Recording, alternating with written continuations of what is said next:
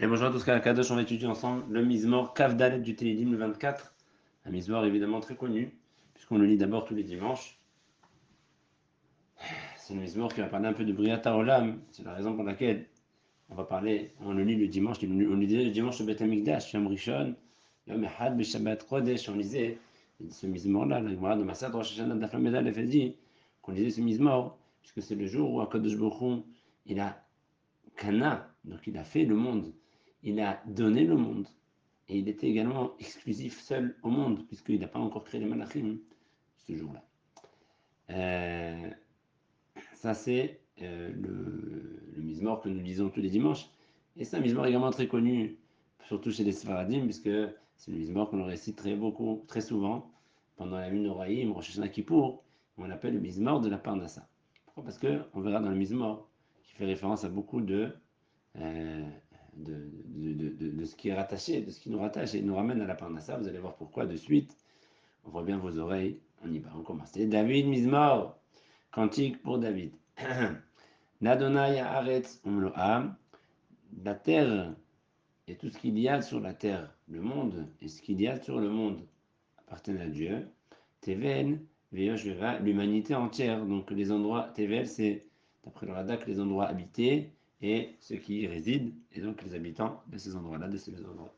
Donc on a parlé de Eretz, qui est le monde dans son ensemble, et Tevel, qui est plus précisément l'endroit des parties habitées du monde.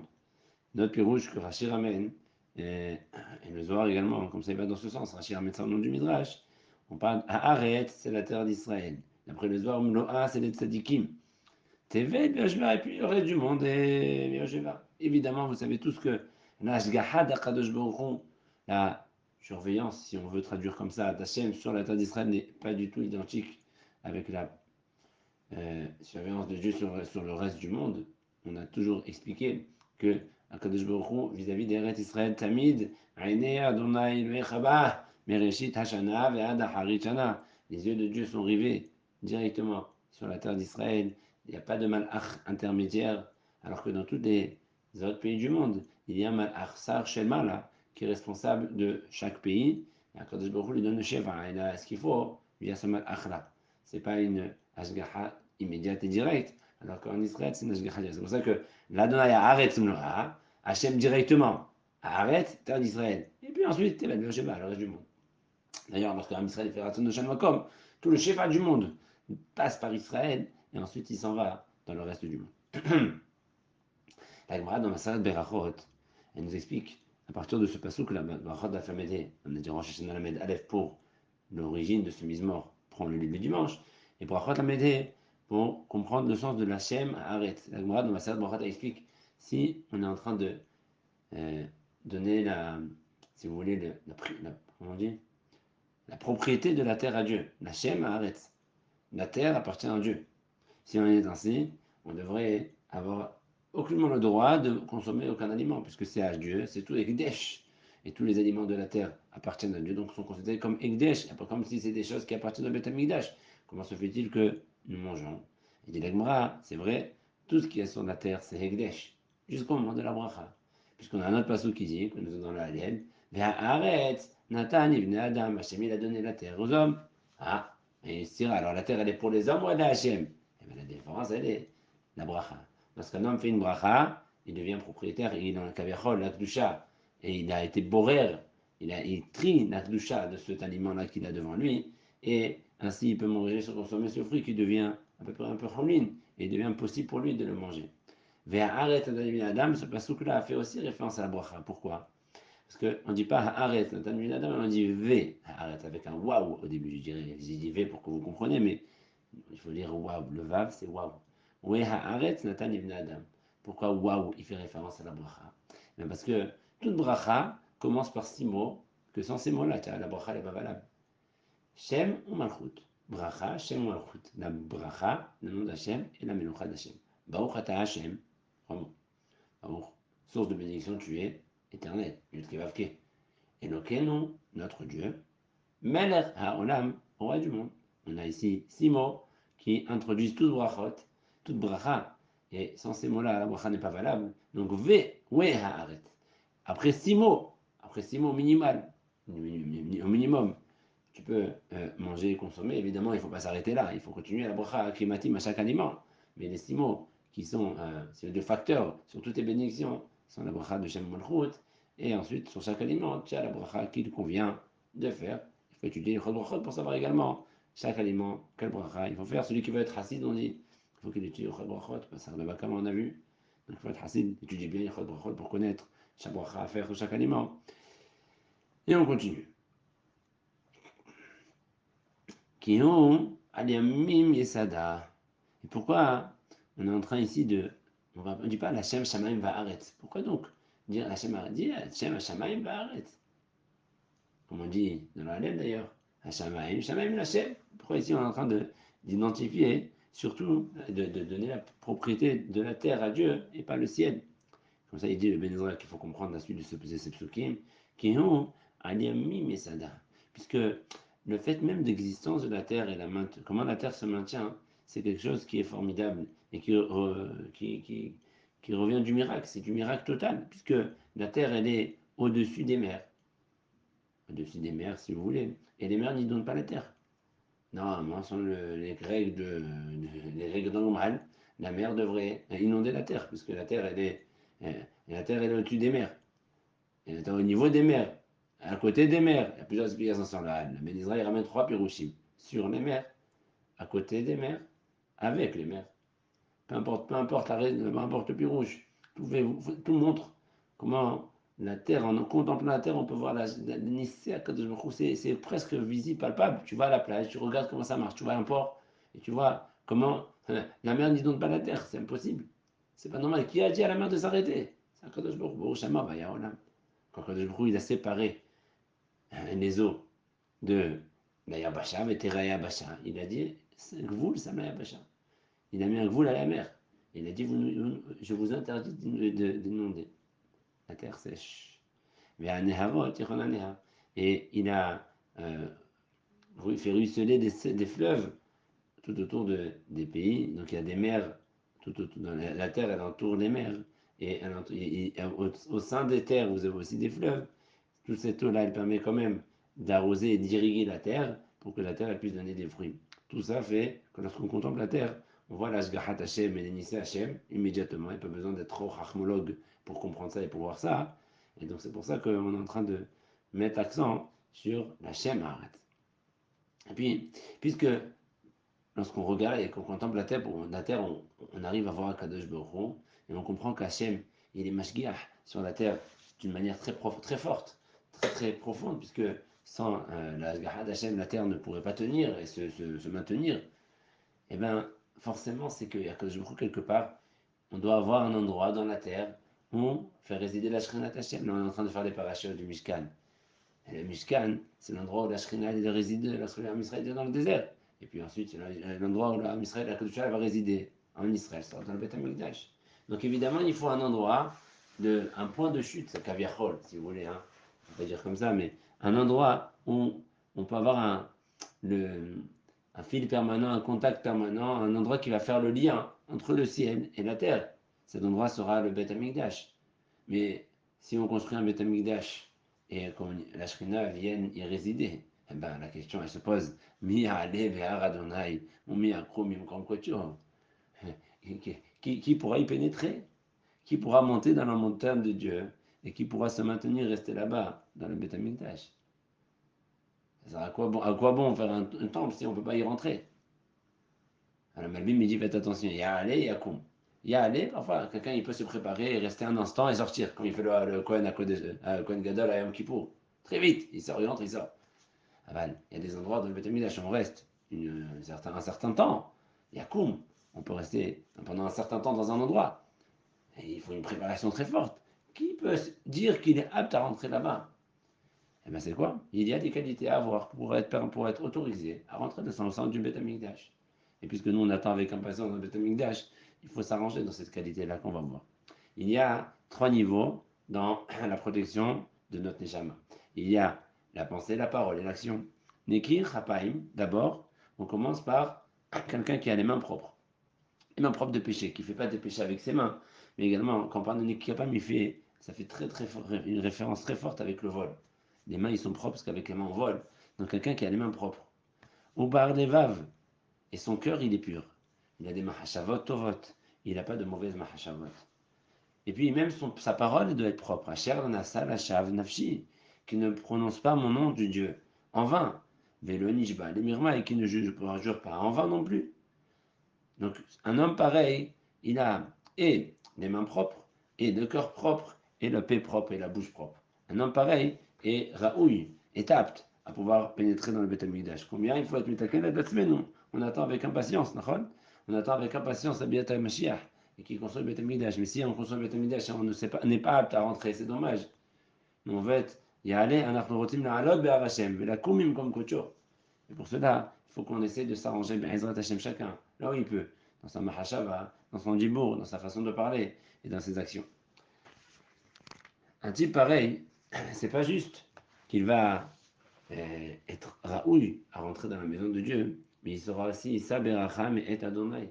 Il aura aussi une bracha. Kadosh Baruch Hu, il enverra un chef à bracha, une bracha énorme. Il recevra beaucoup d'atzlaha, beaucoup d'atzlaha. Uzdaqa me'enu hijro. Et Akadosh Baruch Hu, il aidera à le sauver de tous ses problèmes. Donc ici on voit que celui qui, quand on lit Tfilat HaParnassa, c'est pas juste dire Tfilat HaParnassa, Rosh Hashanah Kippour, ouvrir le Echal. C'est Hashuv Bevada, il y a des Shemot Kudoshim très importants dans ce Mizmor. Mais avant tout, savoir que ce Mizmor, il vient faire réfléchir l'homme.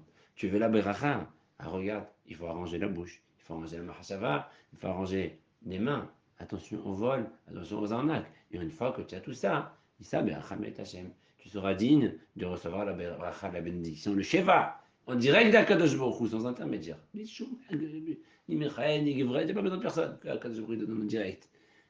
Alors il vient des Baalei Hasidut, il dit, celui qui a. C'est encore des qualités ici.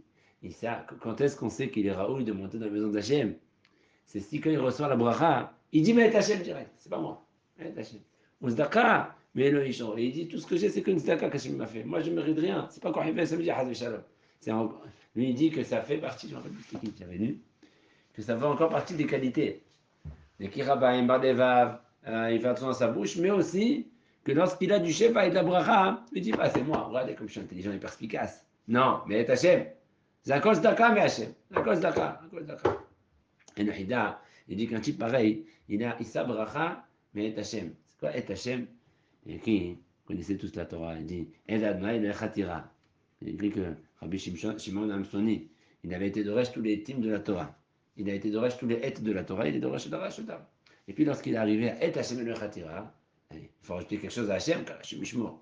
Il ne faut pas rajouter quelque chose à Kadosh Baruch Hu. Il s'est arrêté. Il a dit que Hashem Shekibati Zachar à la Drisha, car Kibati Sachar, Kabel Sachar la Prisha. Ça veut dire que le Et, il sert à rien dans la Torah. Il est pas Rabbi Akiva, il a dit peut-être que tous les étim, ils servent dans la Torah. Et, il est Hashuv. Et ici, Et, Rabot Amidah Hachamim. Le Et Hashem, ça va être Rabot Amidah Hachamim. Appuisé, le Hida, il dit que, mais Et, et ça, Beracham, Et Hashem, c'est-à-dire que quand quelqu'un il est tzaddik, alors les gens, ils vont voir le tzaddik, ils vont demander la bracha au tzaddik. Évidemment, c'est pas le tzaddik qui amène la bracha, c'est Hachem, mais le tzaddik, c'est le tzinor, en fait, le robinet, pour faire descendre la bracha Hachem dans son rolam. Ça met Hachem. Mais Hachem, ça fait référence au tzaddik. Zedor Doreshav. Maintenant, tu vas dire quoi? Il dit le Malbim. C'est pas possible. Zedor Kazé. Ça n'existera jamais. Alors, si c'est comme ça, c'est tout ça qu'il faut faire pour rentrer à Hachem, alors jamais personne ne va rentrer à Hachem. Ça rien, on ne va jamais le construire. C'est le Nachon. Il dit David Amelech. Zedor Doreshav Versailles. Il y a des Dorotes qui recherchent Akadosh Baruch Hu. Dirshu et Hachem. Ceux qui recherchent Hachem, et Vadaï qui est un dor comme ça. J'essaie David Amelech qu'incessamment sous peu, il arrive à Moufishtom, il va construire le temple. Et ce dor-là, c'est un dor qui va rechercher Dieu. Et dans la recherche de Dieu, ils vont se parfaire dans tout leur maasim. Et ils seront chacun considérés comme Yaakov Avinu à la Vacham, qui était Shalem Maazav et qui a même dormi dans le Haramoria. Également, ce dor-là méritera de recevoir la Shrina du Beth Amikdash, dans le Beth Amikdash, et de pouvoir pénétrer et se maintenir dans le Beth Amikdash. Et maintenant, David Amelech, il s'adresse par prophétie aux portes du Echad. Vous savez, dans les Ashkenazim, on a parlé de Pekudé cette semaine. Les Ashkenazim, ils disent parlé de Pekudé, l'Aftara. Ils vont lire l'Aftara que quand ils ont fait rentrer l'Aaron HaKodesh au centre du Beth Amikdash, lorsque Shlomo Melech a construit le temple. Avant que la Shrina arrive, il n'y avait pas de l'Aaron, il était dehors. ils ont dû faire rentrer le Aaron à Kodesh à l'intérieur du Kodesh à Kodesh, mais en sortant, la Shekhinah est descendue. Mais en fait, avant qu'ils aient pu rentrer au sein du temple, dans les portes du Echad se sont fermées. Devant Shlomo Amelech, il n'arrivait pas à les ouvrir. Et alors, David Amelech, il s'adresse par prophétie à ces portes-là. Et il leur dit la chose suivante, c'est, la Gemara dit dans Maseret Mot Katan, dans d'autres, dans Sanhedrin également, et dans Shabbat également, que Shlomo Amelech, au début, il a vu que les portes ne s'ouvraient pas, il a chanté, et les portes ne sont pas ouvertes. Et alors, il a récité ces psukim-là. On va dire maintenant que David a récité lui-même, les portes ne sont pas encore ouvertes. Et jusqu'à qu'il a mentionné le nom de son père. Et lorsqu'il a mentionné le nom de son père, c'est là que les portes sont ouvertes. Zocha, David Hazé, David Avicha. Et les portes de Beth Amikdash sont alors ouvertes. Mais David Améler dit par prophétie, il s'adresse à ces portes-là. C'est où Sha'arim Rachechem. Ouvrez, portes, vos têtes. Levez vos têtes, des portes. Et levez-vous, les portes du Beth Amikdash. Qui a une Kedushat Olamim, il s'appelle Bet Olamim, une Kedushat Olamim, pour qu'on puisse pénétrer le Aaron, Melech HaKavod, le Kadosh Baruch Hu, qui est dans l'Aaron, c'est Shekhinah, elle est sur l'Aaron. Ainsi s'adresse David Amelech aux portes du Bet Amikdash. Messieurs, porte, entrée du temple, ouvrez-vous, Veinas'u, lui me dit c'est Mikor, comme ça il dit le Hachir aussi, Veinas'u, ouvrez-vous de force, parce que David Amelech savait que les portes allaient freiner un peu la fête et les festivités du temple, de l'inauguration du temple. C'est alors que les portes diront à Shlomo Amelech, il y a écrit dans Masechet Shabbat, que quand Shlomo Amelech dit Avo Melech HaKavod, il va dire lui-même cette phrase-là, les portes vont dire quoi? Melech HaKavod, c'est toi?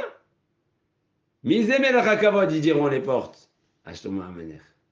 Alors Shlomo Amelech il va répondre Adonai, Isus Eribor, Adonai Gibor Milchama, pas moi, Yudke Vavke Avaya, qui est le fort, le puissant, qui peut changer la nature, Hachem, qui va faire la guerre avec son peuple, puisqu'il sortait avec le Aaron Abrit, pour sortir Kadosh Baruch Hu, grâce au Aaron Abrit, Am Israël il gagnait, il y avait un Aaron qui sortait avec Am Israël pour faire la guerre. Et donc en fait le Aaron il représente la guerre du Am Israël, la guerre de Dieu avec Am Israël. Et puis les portes ne se sont pas ouvertes. Et comme on a expliqué, ils se sont ouvertes qu'une fois que Shlomo Amelech il a mentionné David Amelech. La suite des psukim, la suite de ces psukim-là, le Eben Ezra, il dit qu'ils font référence à la deuxième entrée du Aaron. Le Aaron HaKodesh est rentré dans le Beth Amikdash à l'époque du premier temple, et il rentrera également, Bezrat Hashem, à l'époque du troisième temple. Au deuxième temple, il n'y avait pas de Shrina, il n'y avait pas non plus de Aaron HaKodesh. Donc, la Tid d'avant, quand il viendra, Bezrat Hashem HaMashiach Ben David, il va nous reconstruire Kadosh Baruch Hu, le Beth Amikdash. Il suffira juste de lui dire gentiment aux portes, c'est où Sha'arim Rachechem, levez-vous, levez vos portes, ouvrez, levez vos têtes, et qu'il s'élève les portes du Beth Amikdash. Il n'y a pas écrit Veinas, c'est où qui s'élève tout seul. Pas besoin de forcer. Veinasou, c'est une chaîne de quoi. Veinasou, levez-vous. Ils vont se lever, ils se lèvent. De manière plus adina. D'abord, il n'y aura pas de portes qui vont vouloir pas s'ouvrir. Ils vont s'ouvrir de manière automatique. Il y aura des capteurs. Dès qu'ils vont voir la shrina, la gdosha, alors on a côté ce qui va rentrer. Les portes vont s'ouvrir immédiatement. Et ainsi rentrera. La shrina d'Akadosh Baruch Hu. Mihouzé, Melech HaKavod, alors la Shrina, les portes diront de manière amusante, si vous voulez. Qui est donc Melech HaKavod? Ah, il y a un qui a introduit ici. Mihouzé, Melech HaKavod. Qu'est-ce qui se passe? Hachem Tsevaot, Melech. Hachem, le Dieu des armées, c'est lui, le roi du Kavod. Et on rajoute également le mot c'est là, ici, à tout jamais. Alors le à tout jamais, on le comprend, puisque la Baït Hashilishi, la Shrina viendra et s'y reposera à tout jamais, parce qu'il n'y aura plus jamais de destruction. Et pourquoi donc le mot Hum? Là-bas, pourquoi ici on a le mot Mi Hu Ze? Mi Hu Ze Melech. Hachem Hu Melech Hu. Puisque dans le Baït Rishon, c'est vrai qu'Ashrina est rentrée, mais ceux qui savaient discerner Dieu, c'était seulement l'âme Israël. Les nations du monde n'avaient pas reconnu l'autorité de Dieu. L'Atid d'Avo, quand il arrivera à Kadosh Baruch Hu, l'Atid d'Avo, tout le monde reconnaîtra. Oh, c'est lui. Tout le monde dira avec le doigt. Zéhou, Melach Kavod. Oh, Zé, Melach Kavod. Tout le monde arrivera à discerner qu'Akadosh Baruch Hu, c'est le roi unique, exclusif, le roi de l'honneur, le roi du monde. Malchuto, Bakol, Machala. Ça, ce sera ça, Bezat Hashem. לעתיד לבוא בקרוב ממש, שנזכה בעזרת השם לראות מעוזה מלך הכבוד, Adonai Sevaot, Umelech Hakavod, Sela, Leolam Vaed.